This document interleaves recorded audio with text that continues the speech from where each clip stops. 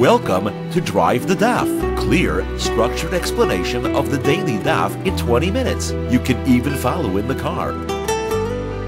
Pesachim Daf Lamed Beis is about the sugya of somebody who eats teruma that belongs to a kohen. He has stolen from the kohen, and how is he properly supposed to return what he has stolen? We're coming immediately off a Mishnah that discusses if what he stole and ate was chametz. The Gemara is going to have a machlokes as to whether you should be returning the fruits you stole. You should be replacing the fruits you stole with other fruits, or you should be replacing the value that you stole. The Gemara will have a few proofs to that, one of which will be from our Mishnah of chametz. Then the Gemara will say that's Machlokes Tanaim and bring two brises to show that Machlokes Tanaim exists. The Gemara then moves on to the second half of the daf, which is about, do you have to replace it if it was less than a concise or less than a pruta, less than the minimum amount of value, and what are the opinions about that subject? So first of all, let's introduce the topic. The halacha is if you steal anything from anybody, you have to replace it, you have to return the value. If you steal fruits of chulin or anything, you have to replace it and return the value. It's always the value that you have to return, with one exception. That exception is if you take teruma from a kohen and you eat it b'shoigeg, not on purpose. You did not realize it was his, you didn't realize it was truma.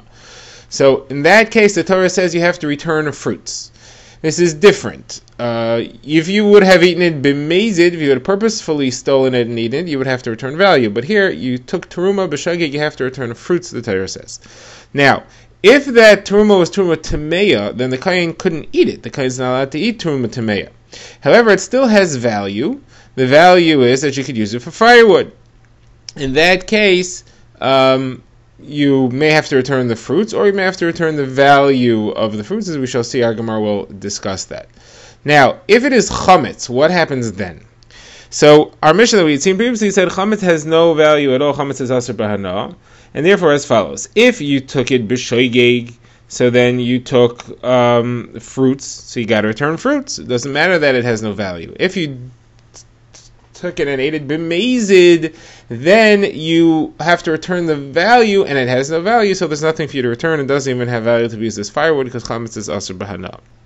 Now that was the Mishnah. The Gemara introduces a brisa. The brisa goes through these halachas, and it also adds the halacha of chaimish. That is, you have to add an extra fifth of the value of what you took if you took it and ate it. That's only if you ate it. That means there are many different things that qualify as eating. You ate the truma, you drank the truma, or you rubbed it on your skin, and it was absorbed into your body through the skin. That's all called eating, and therefore you have to pay the extra fifth. Doesn't matter if it's truma tahora or truma tameh, either way you have to earn the extra fifth. And the extra fifth itself becomes truma, and if you would then eat that, you would have to pay a fifth of that fifth as an extra. Now the Gemara has a question. The question is, when the Torah tells me that if I took a kohen's truma and I ate it b'shogeg, I have to return the fruits, what's it telling me? I know I have to replace the fruits. Is it telling me I have to just replace the volume of fruits? If I took a kilo of fruits and ate it, I have to replace it with a kilo of fruits? Or is it telling me I have to replace the value? If I took $100 worth of fruits, I have to give back $100 worth of fruits. All it's telling me is that I have to actually give back the return has to be accomplished in fruit form. It shouldn't be in monetary form, but still what I'm returning is the value. Now, if it was any other type of stealing, I wouldn't have this question, because there you for sure have to return the value. The Torah doesn't tell you have to return the fruits. My question here is that when the Torah specifically says return the fruits, does it want me to return the volume of fruits, irrespective of how much value they're getting, or does it want me to return the value of the fruits in fruit form? So the Gemara says one thing is clear: you definitely have to return at least as much value as you took. You can't return less. So if the price of the fruits went down, you can't say, well, I'm returning the same value to you. I'm returning the same volume to you. It's just worth less. It's your problem. You lost. That's definitely not true, because you definitely stole from the kohen. Besides the fact that there's truma involved here, they're stealing property. So you definitely have to return that. The question is, when the value of the fruits went up, do you have to return the same volume even though he's getting more value than you took, or is it enough for you to just return the same value in fruit form? So the Gemara has a couple of proofs here. The Gemara says, first of all, we have a brisa that says if somebody eats dried figs from kohen, from his truma, and he pays him back with dates, he gets a bracha, because he returned something with a greater value. So now the Gemara says, I don't understand. If he just is returning value, the same value that he took, so what's the difference? What form he gave it to him, in dried figs or dates, he's getting the same value back. Obviously, he's returning the same volume, and therefore he gets a bracha, because by returning a type of fruit which has greater value, which is worth more, he's getting more value back to the person that he stole from for the same volume that he has to return. So therefore, you clearly see the Torah is telling you return the volume, and if it has more value, so what? But it's not necessarily. It could be that he's just returning the value and not the volume. He could return less volume as long as it makes to the same value. But the reason why he gets a bracha is because there is a different way in which the dates are preferable to the dried figs, and that's that it's easier to sell. It's less of a headache to sell. People are more interested in buying them, and therefore it's not a problem, but there's no actual added monetary value. Now the Gemara brings a proof to the same question of value or volume from our Mishnah. Our Mishnah had said that if you ate somebody's truma, somebody's chametz truma on Pesach, if it was b'shegeg, you have to return it. That's obviously returning fruits, because chametz has no value on Pesach. If I'm just returning value, I wouldn't have to return anything. So obviously it is the volume that I do have to return. The Gemara says not necessarily. It could be that this Mishnah holds like the opinion of Rabbi Seglili that says the chametz on Pesach is not asur b'hana, and therefore it does have value, and that's what you're returning. The Gemara says, if that was true, so then how come in the Sefer where it says that if you took it b'mezid, you don't have to return anything, because b'mezid, what you're returning is for sure just the monetary value. You don't even have to return it in fruit form. So why should I not have to return anything in that case? Just because I only have to return value when it's b'mezid, still, according to you, you're telling me that it's it's not asur b'hana, it does have value. Obviously, what must be happening is that this is not Rabbi Yossi Haglili, and it's considered to be asur b'hana. And in the Reish, I'm returning. It was b'shegeg, so I'm returning fruits, and I have to return the fruit volume. Nothing to do with how much value it is. In the Seif, I have to return the value, and therefore there's no value.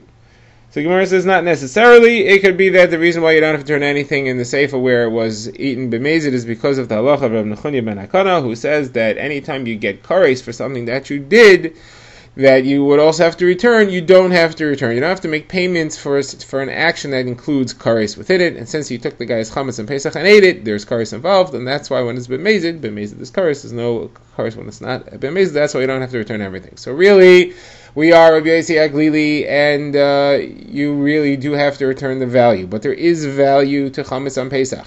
Why is there a difference between shogeg and mezid? Shogeg, there's no kares, and therefore you have to return the value. You have to return mezid. There is kares, and therefore you don't have to return anything. The Gemara now wants to say that this issue of whether when you're returning truma that you stole and ate b'shogeg, whether you have to return the value of what you stole and ate or the volume, that's actually a machlokes tanaim. The Gemara is going to bring two brises. Each brise has a machlokes, so 4 opinions altogether. The Gemara is going to show at the end that 3 out of the 4 opinions hold that you're returning the value of what you stole, just in fruit form, and the 4th opinion holds that you return the volume. The machlokes that each one are based on, each brisa is about 2 different issues, even though they're very similar machlokes. So let's see the brises. The first one is between Rabbi Akiva and Rabbi Yochanan ben Nuri, discussing if you eat trumas chametz, how much do you have to return? Rabbi Akiva says nothing, because it's asur b'hana. Rabbi Yochanan ben Nuri says no, you do have to return at least the value that you can use to burn it under your fire, because it does have value. And it's not asur b'hana, you just can't eat it. It's like truma tameya. Truma tameya you also can't eat, but you could burn it.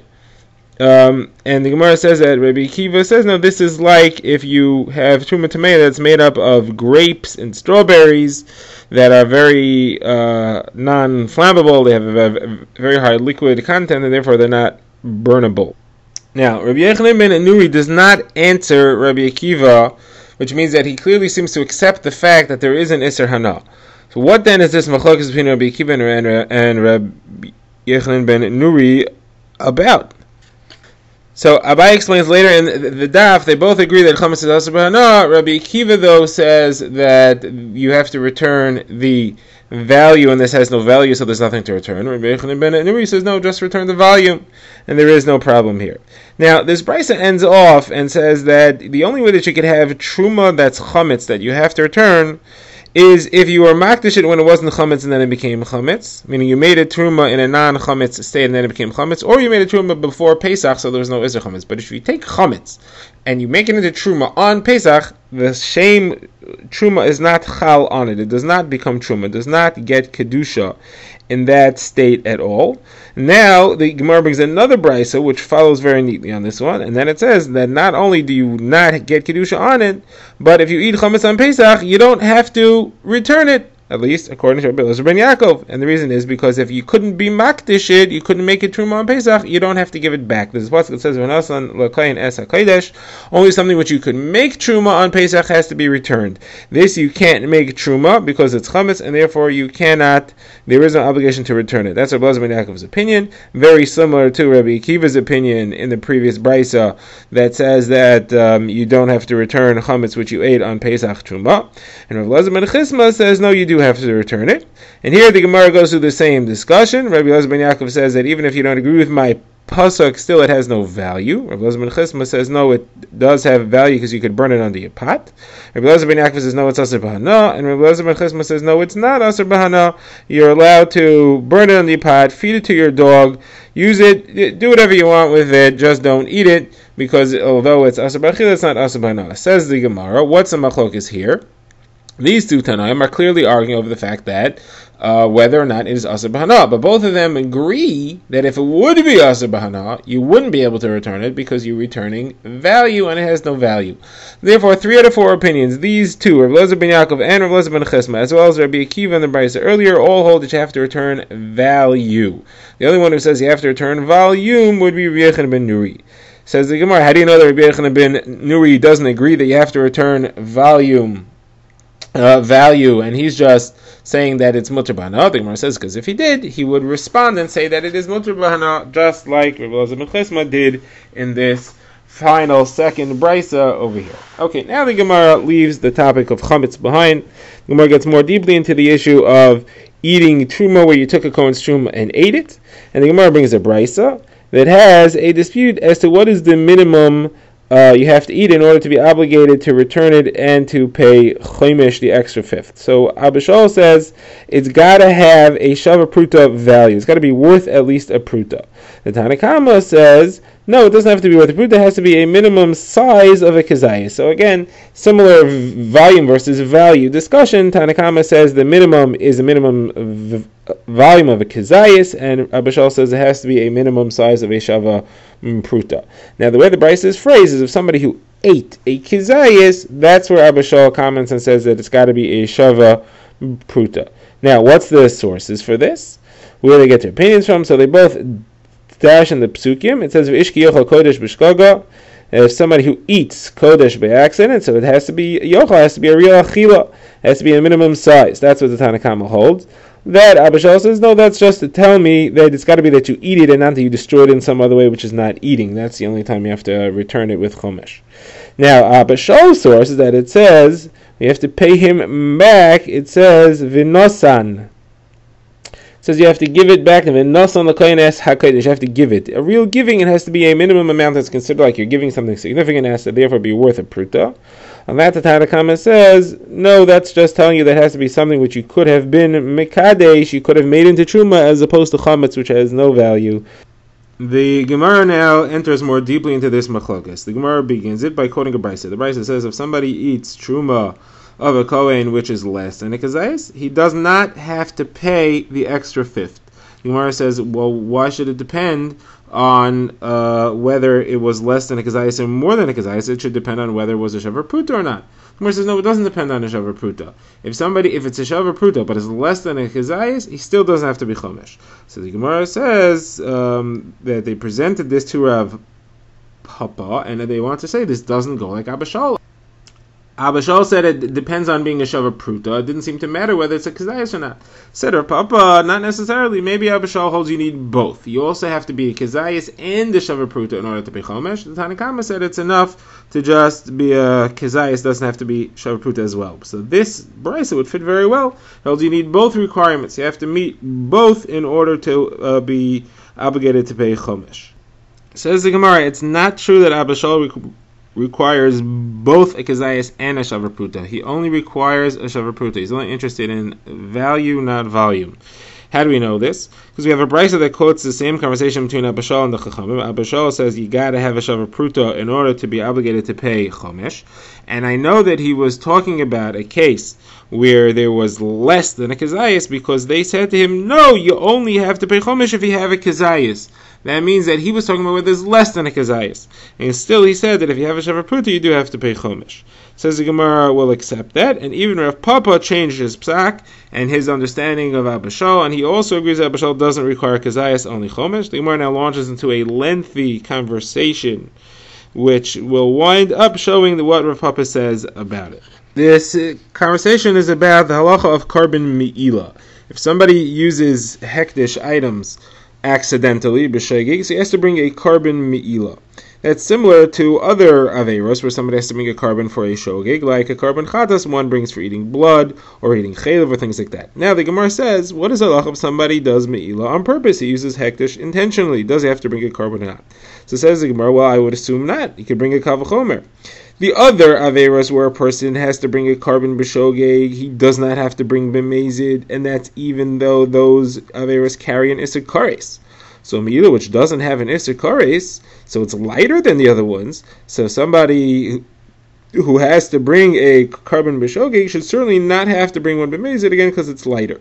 So the Gemara says, who says it's lighter? Maybe it's heavier. It may not have kares, but it does have misa. Somebody who violates Me'ila gets Misa Bidei Shemaim. Somebody who violates the other Isurim doesn't get Misa Bidei Shemaim, he only gets Kares. So therefore, the Gemara says that the limud is from the word Bishkaga, it's only if it's by accident that he has to bring a carbon.